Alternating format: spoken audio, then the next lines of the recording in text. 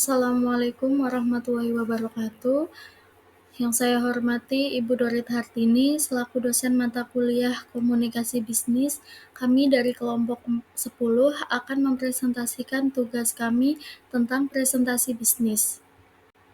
Berikut nama anggota kelompok 10. 1. Novi Adelia Putri, 2. Anisya Rofika, 3. Arlina Listiana. Definisi presentasi bisnis. Presentasi bisnis merupakan bentuk komunikasi yang berorientasi pada proposal yang disajikan dalam suatu lingkungan bisnis kepada khalayak yang relatif homogen dari berbagai tingkat pengambilan keputusan. Persiapan dasar presentasi. 1. Penguasaan terhadap topik atau materi yang disampaikan. 2. Penguasaan berbagai alat bantu. 3. Menganalisis audiens. 4. Menganalisis berbagai lingkungan atau lokasi atau tempat presentasi. Perencanaan presentasi. 1. Menentukan tujuan. 2. Menganalisa pendengar. 3. Menentukan topik presentasi. 4. Menetapkan metode. 5. Menyusun bahan. 6. Mempersiapkan alat bantu. Dan yang ketujuh, latihan oral. Menentukan tujuan. 1. Memberikan informasi. Harapan setelah diberi informasi adalah adanya umpan balik seperti perubahan sikap, pendapat perilaku, dan partisipasi. 2. Tingkat interaksi sedang. Mempengaruhi persuasi atau motivasi harapan setelah dipengaruhi adalah adanya perubahan sikap, pendapat, perilaku, dan partisipasi. Tingkat interaksi tinggi. Menghibur audiens atau menyentuh emosional audiens. Analisis audiens. 1. Latar belakang audiens, yaitu pendidikan, usia, pekerjaan, pengalaman, dan hobi. 2. Gaya pendekatan, tanya jawab, diskusi, permainan, komunikasi satu atau dua arah. 3. Analisis ukuran atau jumlah, yaitu beberapa orang, puluhan, ratusan, atau lebih. 4. Komposisi, homogen atau heterogen. 5. Reaksi, menolak, menerima, atau tidak bereaksi. Menentukan topik presentasi. 1. Menentukan ide pokok utama. Ide pokok adalah cara untuk mencapai tujuan. Penyingkatan dari keseluruhan presentasi menjadi satu kalimat deklaratif. 2. Menyusun garis besar outline. Garis besar akan membentuk kerangka pesan yang akan disampaikan. Setiap pokok pikiran harus mendukung, menggambarkan, atau memperjelas ide pokok, dan pokok pikiran dapat diorganisasikan menurut kronologis, spasial, topikal, kausal, dan argumentasinya, dikenal dengan organisasi klimaks dan antiklimaks. 3. Memperkirakan lama atau panjang presentasi. Presentasi singkat kurang lebih 10 menit, presentasi panjang kurang lebih 60 menit. Masing-masing memiliki kelebihan dan kelemahan. Yang paling penting harus memiliki unsur pendahuluan, isi, dan penutup. Jika memungkinkan, ada tanya jawab. 4. Menentukan gaya atau pendekatan.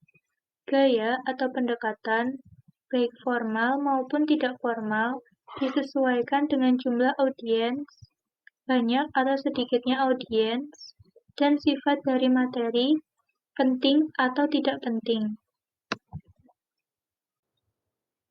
Menentukan metode. 1.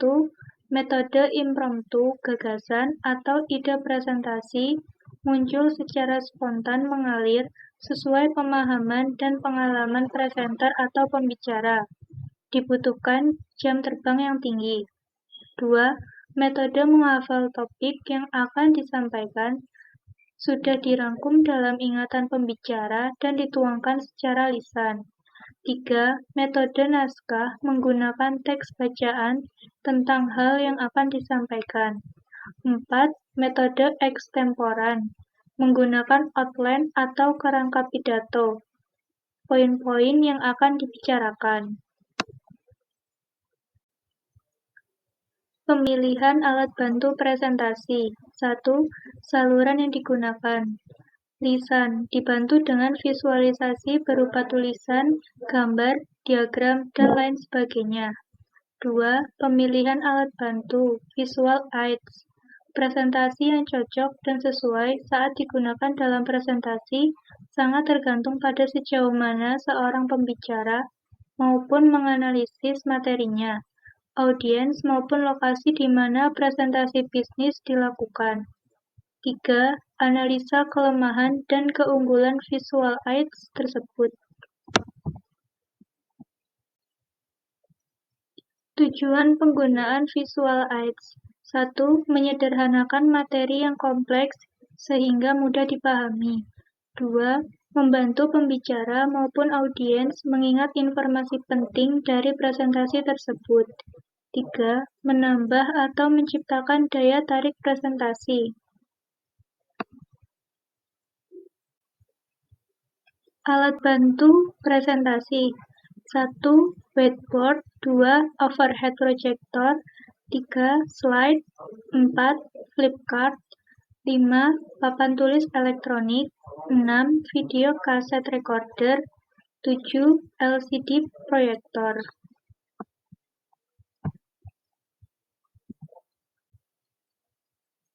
Analisa bahasa tubuh.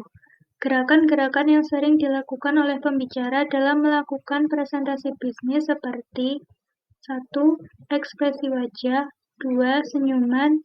3. Kontak mata. 4. Gerakan tangan. 5. Gerakan bahu. 6. Gerakan kepala. 7. Cara berdiri.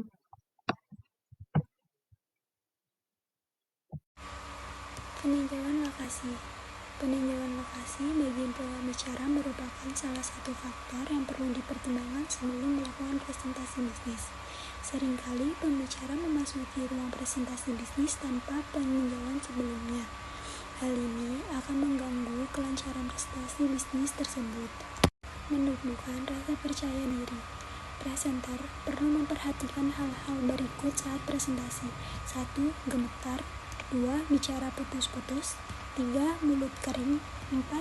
Tenggorokan tersumbat. 5. Tersengal-sengal. Berarti presentasi bisnis. 1. Identifikasi audiens. 2. Buatlah pokok-pokok pikiran presentasi bisnis. 3. Tulislah teks presentasi bisnis secara lengkap. 4. Buatlah rangkuman presentasi bisnis dalam sub-sub modul. 5. Tulislah ke dalam kartu ukuran kartu pos. 6.